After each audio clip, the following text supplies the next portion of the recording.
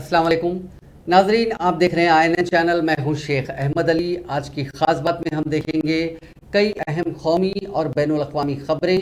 ज्ञानवापी मस्जिद और श्रृंगार गौरी मामले पर वाराणसी कोर्ट में चल रही समाअत जुमेरात के रोज़ मुकम्मल हो गई। इस केस में अदालत ने अपना फैसला महफूज रख लिया है और फैसला सुनाने के लिए 8 नवंबर की तारीख मुकर्रर की गई है। भगवान आदि विश्वेश्वर के विराजमान का मामला काबिले समाअत है या नहीं, इस ताल्लुक से आज यानी जुमेरात को सिविल जज सीनियर डिवीजन महेंद्र प्रसाद पांडे की फास्ट ट्रैक कोर्ट में समाअत मुकम्मल हुई। काबिले जिक्र है कि ज्ञानवापी मस्जिद और श्रृंगार गौरी केस में हिंदू और मुस्लिम फरीक की बहस 15 अक्टूबर को हुई थी। बहस के बाद अदालत ने समाअत के लिए अगली तारीख 27 अक्टूबर यानी आज की मुकर्रर की थी। आज इस केस में समाअत मुकम्मल हो गई और कहा गया कि फैसला आइंदा 8 नवंबर को सुनाया जाएगा। इससे कबल 15 अक्टूबर को अदालत में भगवान आदि विश्वेश्वर के नेक्स्ट फ्रेंड करण सिंह की तरफ से मान बहादुर सिंह, शिवम गौड़ और अनुपम द्विवेदी ने दलीलें पेश की थी। सीनियर वकील मान बहादुर सिंह ने उस वक्त कहा था कि अर्जी काबिल समाअत है या नहीं। इस इशू पर अंजुमन इंतजामिया की तरफ से जो भी मामला उठाया गया वो सबूत और ट्रायल का मौजू है। उन्होंने कहा था कि सुतून और फाउंडेशन मंदिर का है, जब ट्रायल होगा तभी पता चलेगा कि वो मस्जिद है या मंदिर। दूसरी तरफ मुस्लिम फरीक यानी अंजुमन इंतजामिया मसाजिद कमेटी की तरफ से वकील ममता अहमद, तौहीद खान, रईस अहमद, मिराजुद्दीन खान और अखलाक खान ने अदालत में इस केस पर कई तरह के सवाल उठाए। मुस्लिम फरीक का कहना था कि जब देवता की तरफ से मुकदमा किया गया तब अर्जी दहिंदा की तरफ से फरीक नंबर 4 और 5 विकास शाह और विद्या चंद्र कैसे अर्जी दाखिल कर सकते हैं। साथ ही मुस्लिम फरीक की तरफ से कहा गया कि अर्जी दाखिल करने वाला फरीक अराजी नंबर 9130 के 1 बीघा 9/20 धोरा के खसरे को गलत बता रहा है, तब यह अर्जी कैसे काबिल एतबार मानी जाए। इंडियन नेशनल कांग्रेस की भारत जोड़ो यात्रा का तेलंगाना मरहला 3 रोजा वक्फे के बाद जुमेरात को नारायणपेट जिले के मत्थल से दोबारा शुरू हो गया। कांग्रेस के साबिक सदर राहुल गांधी और दीगर भारत यात्रियों की यात्रा के तेलंगाना के मरहले का ये दूसरा दिन है। नई दिल्ली से लौटने के बाद हैदराबाद के रास्ते 4 जुम्मे को देर रात गए मक्थल पहुंचे कांग्रेस रुकने पार्लियामेंट ने दीगर पार्टी कायदीन और सैकड़ों कारकुनों के साथ सुबह के वक्त पैदल मार्च शुरू किया। दरिया अवाम की जानिब से यात्रियों का वालेहाना इस्तकबाल किया गया। यात्रा के तई अवाम के जोशो खरोश में इजाफा हो रहा है। राहुल गांधी ने यात्रा के दौरान जगह जगह अवाम से मुलाकात की और कई मकामात पर किसानों और मजदूरों से मिलकर उनका हाल जाना। तेलंगाना कांग्रेस के सदर रेवंत रेड्डी, तेलंगाना में कांग्रेस उमूर के इंचार्ज मनिकम टैगोर, पार्टी के दीगर कायदीन जिनमें उत्तम कुमार रेड्डी, भट्टी विक्रमार्का, पूनम प्रभाकर, महेश कुमार गौड़ राहुल गांधी के साथ इस पदयात्रा में शामिल हैं।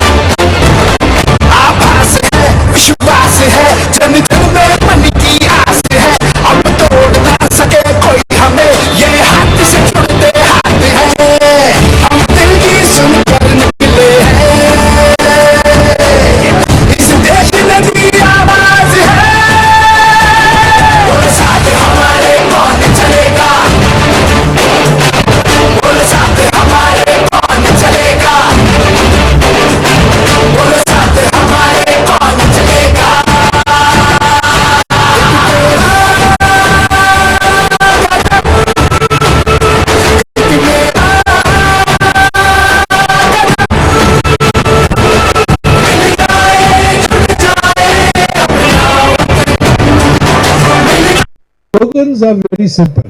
Nafrat छोड़ो, भारत जोड़ो. We've been saying, झूठे वादे छोड़ो, भारत जोड़ो. Now, in light of what has happened yesterday, I think we should have a third slogan. Operation Lotus छोड़ो, भारत जोड़ो. So like this, we have to respond to challenges. And let me also take take off from what you have asked me. Some people live in a dream. They think that there is opposition unity possible without the Congress. I think I should bring them down to earth. Yeah, and no opposition unity is possible without a strong Congress party. No alternative to the BJP is possible at the national level without a strong Congress party. So if people are entitled to their dreams, they can dream of opposition formation without the Congress. It's simply not going to happen, and it's simply not going to be able to dislodge the BJP from the center. So I would like to send this message. One of the objectives.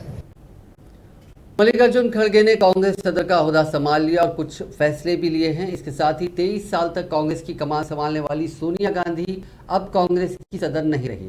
4 शुबे को कांग्रेस के तमाम senior कायदीन बशमूल Rahul Gandhi, Priyanka Gandhi ने सोनिया गांधी के दौर को याद किया और अपने तजुर्बात शेयर किए। कांग्रेस के रुकने पार्लियामेंट राहुल गांधी ने अपनी वालदा सोनिया गांधी और दादी इंदिरा गांधी के बारे में एक जज्बाती ट्वीट किया।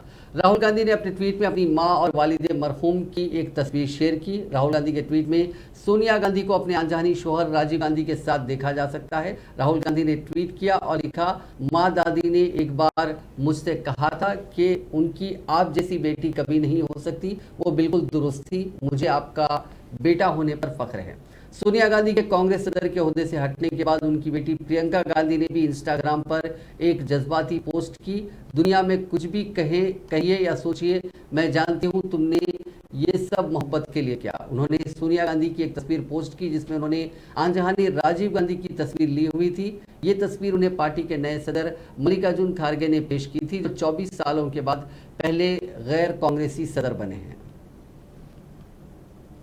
मरकजी वजीर दिफा राजनाथ सिंह ने पाकिस्तान को हदफ तनकीद बनाते हुए कहा कि भारत पाकिस्तान के ज़ेर कब्जा कश्मीर को वापस लाने के मुतालिक पार्लियामेंट में मंजूर की गई 1994 की करारदाद को नाफिज करने के लिए पुरज़्म है। उन्होंने कहा कि भारत पाकिस्तान ज़ेर कब्जा कश्मीर के हर शहरी के दर्द को महसूस करता है, जहां लोगों को तशद्दुद का निशाना बनाना और हरासान करना मामूल बन गया है। बता दें कि पार्लियामेंट में 22 फरवरी 1994 को एक करारदाद पास की गई थी जिसमें पाकिस्तान से मुतालबा किया गया कि वो उसके कब्जे वाले कश्मीर के हिस्से को खाली करे। मौसूफ वज़ीर दिफा ने इन बातों का इजहार जुमेरात को बुडगाम में 76 इन्फेंट्री डे के मौके पर फौज के ज़ेर एहतमाम शौर्य दिवस से खिताब के दौरान किया। महाकवि कलहर की एक प्रसिद्ध रचना है जिसमें उन्होंने कश्मीरी राजाओं के इतिहास के बारे में बहुत विस्तार पूर्वक लिखा है। इसमें वह कश्मीर के बारे में जो लिखते हैं, काश्मीरा पार्वती तत्र राजा घे शिवान यानी कश्मीर की भूमि साक्षात यह पार्वती जी हैं और यहाँ के राजा शिव के अंश हैं। मां पार्वती वात्सल्य और जगत की रक्षक शक्ति का प्रतीक है और भगवान शिव कल्याण करता है। इस तरह कश्मीर अपने आप में लोक मंगल का एक पर्याय है। बड़ी उपयुक्त व्याख्या की थी कलहर ने कश्मीर की, पर आजादी के बाद से ही धरती का स्वर कहा जाने वाला यह प्रदेश कुछ स्वार्थों राजनीति की भेंट चढ़ गया और एक सामान्य जीवन जीने के लिए तरस गया था। इसी स्वार्थपूर्ण राजनीति के चलते पूरे प्रांत को लंबे समय तक अंधेरे में रख दिया गया। देश का एक अभिन्न अंग होने के बाद भी जम्मू कश्मीर के साथ भेदभावपूर्ण व्यवहार किया जाता था। एक ही राष्ट्र में 2 विधान, 2 निशान और 2 प्रधान कार्य कर रहे थे। भारत सरकार की अनेक कल्याणकारी योजनाएं दिल्ली से चलती थी, पर पंजाब और हिमाचल की सीमा तक आते आते रुक जाती थी। जम्मू और कश्मीर में उनका प्रवेश वर्जित था। कश्मीर को सो कॉल्ड स्पेशल स्टेटस का दर्जा देकर स्पेशल तो दूर, इससे बेसिक चीजों का भी अधिकार छीन लिया गया था। साथियों, इस इलाके में स्थिति आज शंकराचार्य के मंदिर में दर्शन करने दूर दूर से लोग आते हैं। यदि आदि शंकराचार्य जी संपूर्ण भारत को सांस्कृतिक एकता के सूत्र में पिरोने वाले यह महापुरुष थे, वह राष्ट्र की एकता के प्रतीक थे। यहाँ पर उनके नाम पर मंदिर होना भी राष्ट्र की सांस्कृतिक एकता का एक बड़ा प्रतीक है। विडंबना देखिए, जहां पर भारत की एकता के सूत्र में पिरोने वाले आदि शंकराचार्य के नाम पर मंदिर स्थित है, उस इलाके को ही बाकी भारत से भिन्न देखा और समझा जाने लगा।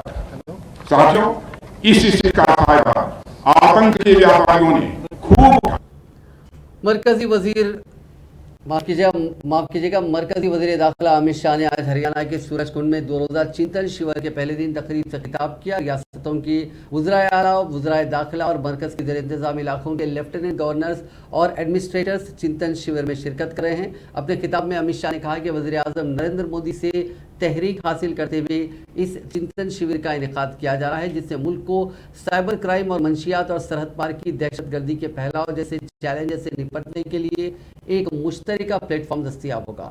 उन्होंने कहा कि आज जराइम की नौइयत बदल रही है और उनकी कोई सरहद नहीं है, इसीलिए तमाम रियासतों को एक मुश्तरका लाहे-अमल के जरिए इन चैलेंजों से निपटना होगा। कोई दृष्टि बाधित व्यक्ति कैसे इतना सुंदर कर सकता है? तभी हो सकता है जब श्री कृष्ण उसके हृदय में, बाल कृष्ण उसके हृदय में विराजमान हो, तभी हो सकता है। और पूरा देश सूरदास के ये भक्ति के पदों के आधार पर अपने जीवन का और आत्मा का उन्नत मार्ग प्रशस्त कर रहा है। आज मैं सूरदास जी को भी बहुत विनम्रता से याद कर उनके पुण्य कार्य को श्रद्धांजलि देने का काम कर रहा हूं। मित्रों, आज मनोहर लाल जी को मैं पूरी हरियाणा की जनता और भारतीय जनता पार्टी की ओर से लख लख बधाइयां देना चाहता हूं कि आज आपने 8 साल की सरकार, आपका 8 साल का कार्यकाल बहुत यशस्वी तरीके से पूरा किया है। कि मनोहर लाल जी जब मुख्यमंत्री बने, मैं भारतीय जनता पार्टी का अध्यक्ष था, चुनाव लड़ने के बाद मुझे मिलने आए। मैंने पूछा, मनोहर लाल जी किसको मुख्यमंत्री बनाना चाहिए? तो मनोहर लाल जी ने अपने अलावे 15 नाम गिना दिए, अपना नाम वो बोले नहीं। इसी प्रकार का सज्जन व्यक्ति आज हम हरियाणा में 8 साल से मुख्यमंत्री रहकर हरियाणा का चहुमुखी विकास कर रहा है। माताओं, भाइयों, बहनों, मोदी जी ने दीपावली का तोहफा भेजा है। आज लगभग 6,629 करोड़ के कामों का भूमि पूजन और उसका उद्घाटन मेरे और अश्विनी वैष्णव जी के हाथों से यहां पर हुआ है। अश्विनी भाई उपहारों का बड़ा पिटारा मोदी जी की ओर से लेकर आए हैं। कांग्रेस ने जम्मू कश्मीर में दहशतगर्दी के बढ़ते हुए वाकयात के दरमियान कश्मीरी पंडितों के मुसलसल इखराज पर तशवीश का इजहार करते हुए कहा कि हुकूमत को वहां की सूरत हाल पर एक वाइट पेपर जारी करना चाहिए। कांग्रेस के तर्जुमान पवन खेड़ा ने जुमेरात को पार्टी हेडक्वार्टर्स में एक प्रेस कॉन्फ्रेंस में कहा कि कश्मीर में हालात अबतर होते जा रहे हैं और गुज़िश्ता 8 वर्षों के दौरान वहां हालात मजीद खराब हुए हैं। हुकूमत वहां इंतखाबात नहीं करा पा रही है और दहशतगर्द लोगों को निशाना बनाकर कत्ल कर रहे हैं, लेकिन मोदी हुकूमत इस सूरत हाल को मामूल के मुताबिक बता रही है। जहां 32 साल तक कश्मीरी पंडित डटे रहे, वहीं रहे। उन्होंने इनकार कर दिया कि हम शोपियान से नहीं निकलेंगे। आज ये स्थिति आ गई कि जब हम और आप दीपावली पर हर्षोल्लास से दिए जला रहे थे, कश्मीरी पंडित 15 ऐसे परिवार हैं जो अपना पुश्तैनी घर उसी रात को छोड़कर निकल गए। उनके घर में चिराग नहीं जला। यह शोपियान में हुआ। मैं बार बार इतिहास में नहीं जाऊंगा, लेकिन इतिहास का यह एक ऐसा तथ्य है जो व्हाट्सएप नर्सरी के छात्रों को भी मालूम होगा, मैं ये उम्मीद करता हूं। भैया 1 मिनट प्लीज।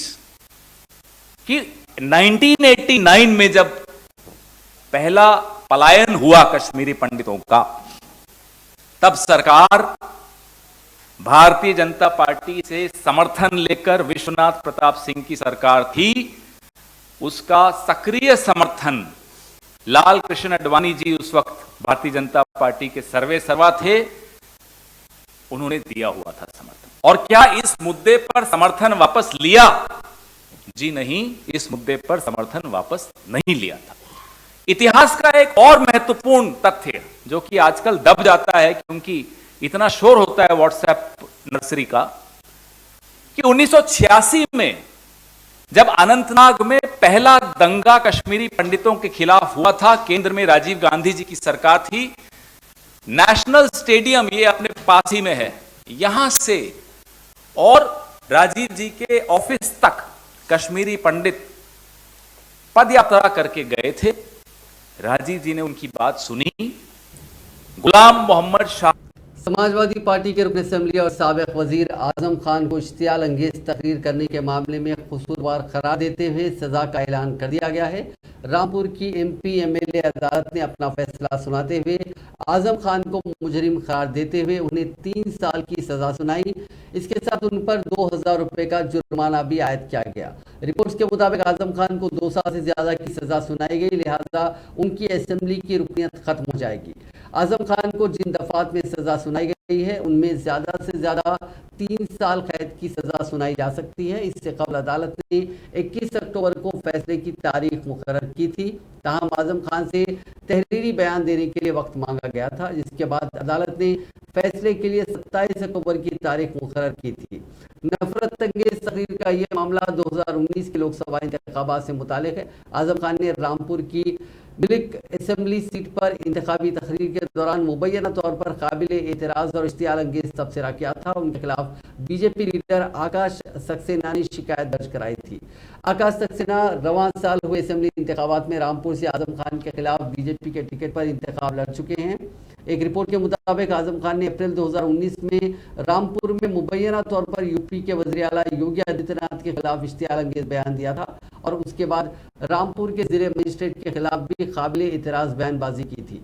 आजम खान के इससे पहले कई महीनों तक जेल में वो कैद रह चुके हैं। दिल्ली में MCD इंतखाबात के पहले कूड़े पर सियासत तेज हो गई है। दिल्ली के वज़ीर आला अरविंद केजरीवाल के गाजीपुर दौरे से पहले बीजेपी और आम आदमी पार्टी के कारकुनों ने जमकर बवाल किया। दोनों ने एक दूसरे के खिलाफ जमकर नारेबाजी की। हंगामे के कुछ देर बाद केजरीवाल गाजीपुर में कूड़े का पहाड़ देखने पहुंचे। उन्होंने कहा कि बीजेपी ने 15 साल में कूड़े के 3 पहाड़ दिए, दिल्ली को कूड़े का ढेर बना दिया। इस बार का MCD इलेक्शन कूड़े के मुद्दे पर होगा। वज़ीर आला ने चुनौती दी कि बीजेपी बताया कि MCD में पिछले 15 साल में क्या काम किया गया। वहीं बीजेपी कारकुनों ने हाथों में काले झंडे लेकर केजरीवाल गो बैक के नारे लगाए। पहले बीजेपी वर्कर्स दिल्ली हुकूमत के खिलाफ मुजाहरा कर रहे थे, इसके फौरी बाद आम आदमी पार्टी वर्कर्स वहां पहुंच गए। बीजेपी ने इल्जाम लगाया कि केजरीवाल गाजीपुर कूड़े पर पॉलिटिक्स कर रहे हैं। इसके अलावा बीजेपी ने यह भी इल्जाम लगाया कि केजरीवाल की लापरवाही की वजह से यमुना नदी में पोल्यूशन बढ़ गया है।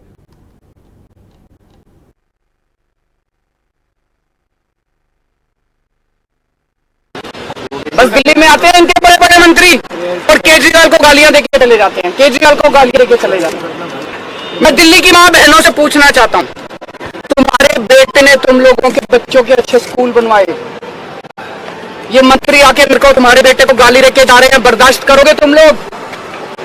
दिल्ली के बुजुर्गों से, दिल्ली की माताओं से पूछना चाहता हूं, तुम्हारे बेटे ने तुम्हारे लिए तीर्थ यात्रा का श्रवण कुमार बन के तुम्हारे बेटे ने तुमको तीर्थ यात्रा भेजा, अब ये तुम्हारे श्रवण कुमार को, तुम्हारे बेटे को गालियां देके जा रहे हैं, बर्दाश्त करोगे तुम लोग? तुम्हारे बेटे को गालियां दे रहे हैं।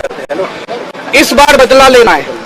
इस बार का चुनाव केवल कूड़े के ऊपर होगा, कूड़ा सफाई, दिल्ली की सफाई के ऊपर ये चुनाव होगा। अब इन्होंने प्लान बनाया है, 16 कूड़े के पहाड़ और बनाएंगे, क्योंकि ये तो बहुत ऊंचा हो गया, अब इसके ऊपर और कूड़ा डाल नहीं सकते, बराबर अनस्टेबल हो गया, तो दिल्ली का जो सारा कूड़ा है अब इसके ऊपर तो डल नहीं सकता।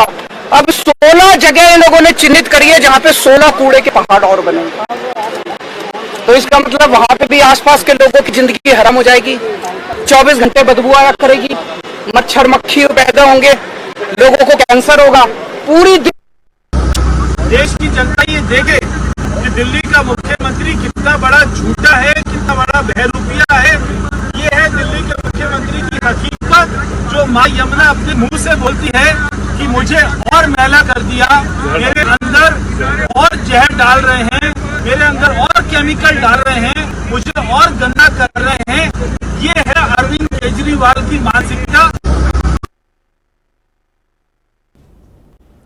23 अक्टूबर को कोयम्बतूर में हुए कार ब्लास्ट का दहशतगर्दी से कनेक्शन मिलने के बाद नेशनल इन्वेस्टिगेशन एजेंसी ने इस मामले में एफआईआर दर्ज कर ली है। वजारत दाखिला के counter terrorism and counter radicalisation division के हुक्म के बाद एनआईए ने मामला दर्ज किया और इस एजेंसी ने मामले की जांच शुरू करने के लिए कहा है। उधर कोयम्बतूर पुलिस का कहना है कि इस वाक़े में मरने वाले मुबीन के घर से जब्त धमाकू अशिया को ऑनलाइन खरीदा गया था। मुबीन के घर से अमेजॉन और कई कुरियर सर्विसेज के बॉक्सेस मिले हैं। कोयम्बतूर के पुलिस कमिश्नर बालकृष्ण ने चाशुमे को कहा कि मौके से बरामद मटेरियल का इस्तेमाल कम धमाके वाले बम बनाने में किया गया था। मुबीन के घर से घर की जांच के दौरान उसके घर के बाहर अमेजॉन के कुछ खाली बक्से पाए गए।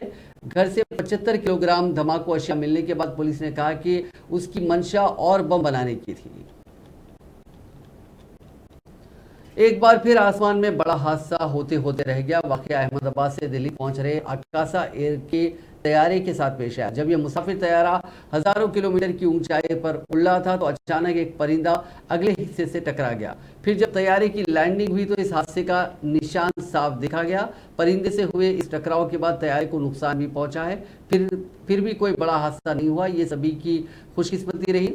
डीजीसीए के मुताबिक हादसे का शिकार होने वाली फ्लाइट का नाम QP1333 है। ये फ्लाइट अहमदाबाद से दिल्ली आ रही थी और डैमेज होने वाला तैयारा मैक्स कंपनी का B737 एयरक्राफ्ट है। काबिल जिक्र है कि ये आकाशा एयरलाइंस में ऐसा हादसा पहले भी हो चुका है। गुज़िश्ता 15 अक्टूबर को आकाशा एयरलाइंस की एक फ्लाइट को परवाज भरने के बाद वापस मुंबई एयरपोर्ट लौटना पड़ा था। फ्लाइट के कैबिन में कुछ जलने की बू आने के बाद यह कदम उठाया गया था। बाद में जांच के दौरान पता चला था कि तैयारे से कोई परिंदा टकरा गया था जिसकी वजह से हादसा हो सकता था, लेकिन समझदारी ने सभी मुसाफिरों की जान बचाई थी।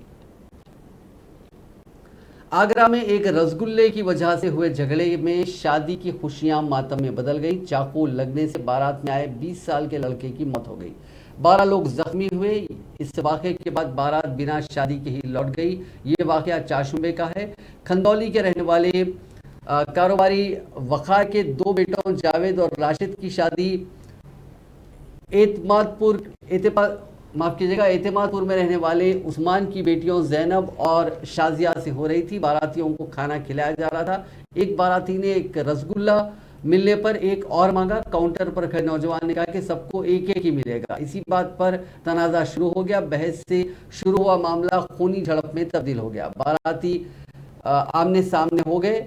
कुर्सी, चाकू, प्लेट्स, चम्मच, छुरी, कांटा, जिसके हाथ जो लगा वो चलने लगा। इस झड़प में चाकू लगने से 20 साल के सनी की मौत हो गई। मरने वाले सनी के चचा इमरान ने बताया कि वक्त से बारात लेकर विनायक भवन पहुंच गए थे। बारात पहुंचते ही खाना शुरू करा दिया गया था। 1 से 1.5 घंटे में आधी बारात खाना खाकर वापस जा चुकी थी। चूंकि लोकल का मामला था तो सभी घर जाना चाहते थे। निकाह के लिए कुछ खास रिश्तेदार और दूल्हे के दोस्त ही रुके थे। मरने वाले सनी के अफराद खानदान की शिकायत पर पुलिस ने एक मामला दर्ज किया और जांच शुरू कर दी है। खलीबली, देहाती डिस्को जैसी फिल्मों के प्रोड्यूसर कमल किशोर मिश्रा के खिलाफ अपनी बीवी एक्ट्रेस यास्मीन पर कार चढ़ाने का केस दर्ज हुआ। उनकी बीवी ने अंधेरी वेस्ट की एक रिहायशी बिल्डिंग की पार्किंग में उन्हें दूसरी औरत के साथ कार में बैठा देखा था। जब वो उनसे बात करने गई तो कमल मिश्रा ने फरार होने की कोशिश में अपनी बीवी को कार से कुचल दिया।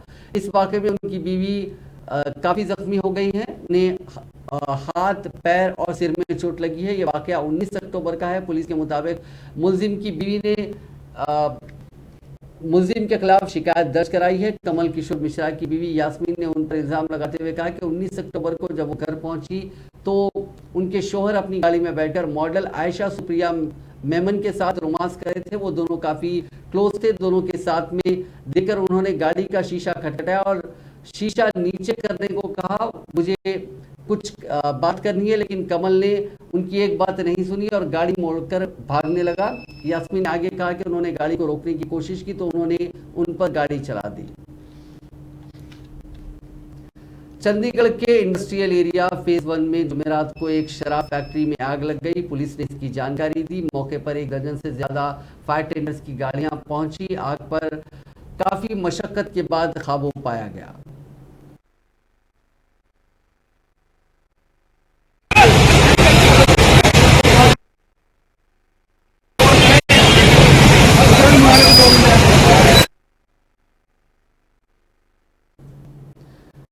राजस्थान के वज़ीर आला अशोक गहलोत ने प्राइवेट अस्पतालों पर जमकर निशाना साधा। उन्होंने कहा कि प्राइवेट अस्पतालों ने लूट मचा रखी है, उन्हें लूट मचाने की छूट नहीं दी जा सकती। हम राइट टू हेल्थ का बिल लेकर आए थे, उसका भी प्राइवेट वालों ने मुखालिफत की थी। दूसरी रियासतों के मरीज का एक्सीडेंट हो जाए तो उसका इलाज करना हमारी ड्यूटी नहीं बनती, उसमें इन्हें क्या तकलीफ हो रही है। गहलोत ने कहा कि प्राइवेट अस्पताल वाले इसी की मुखालिफत कर रहे हैं। उन्हें समझना चाहिए कि वो इंसानी हमदर्दी रखें, इतना पैसा कमाते हैं, कुछ तो उन्हें खिदमत के लिए आगे आना चाहिए। उन्होंने इसे बिजनेस बना रखा है, ये अच्छी बात नहीं है।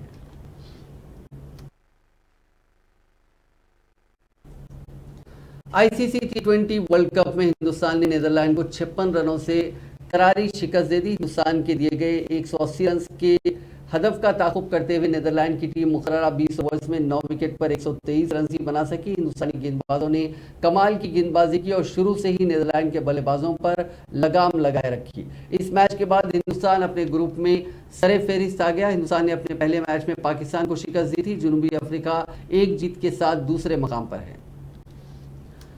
Board of cricket control of India यानी बीसीसीआई ने खातून क्रिकेट खिलाड़ियों से मुतालिक एक बड़ा फैसला लिया। बीसीसीआई ने कॉन्ट्रैक्ट में शामिल हिंदुस्तानी खातून क्रिकेटर्स के लिए यकसा तनख्वाह पॉलिसी को नाफिज करने का ऐलान किया। इस फैसले के मुताबिक अब मर्द और खातून दोनों क्रिकेटर्स के लिए मैच फीस के तौर पर मिलने वाली रकम बराबर होगी।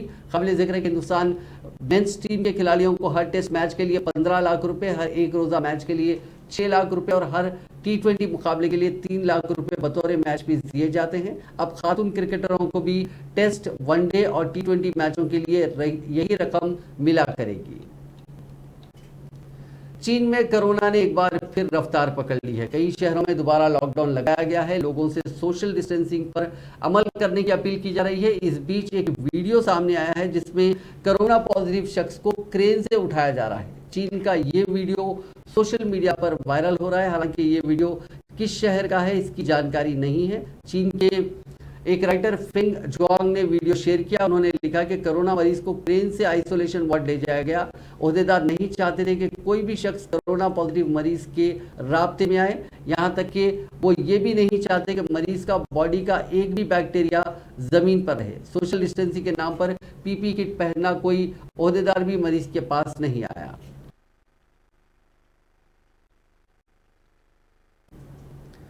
हिंद साद ऋषि सुनक बर्तानिया के वजीर आजम बन गए और उनकी कोशिश है कि जल्द से जल्द मुल्क को माशी बहरान से बाहर निकाला जाए। इस दरमियान अमरीकी सदर जो बाइडन ने अपने खिताब में ऋषि सुनक का तस्करा करते हुए कुछ ऐसी गलती कर दी जिस पर उन्हें तनकीदों का सामना करना पड़ा है।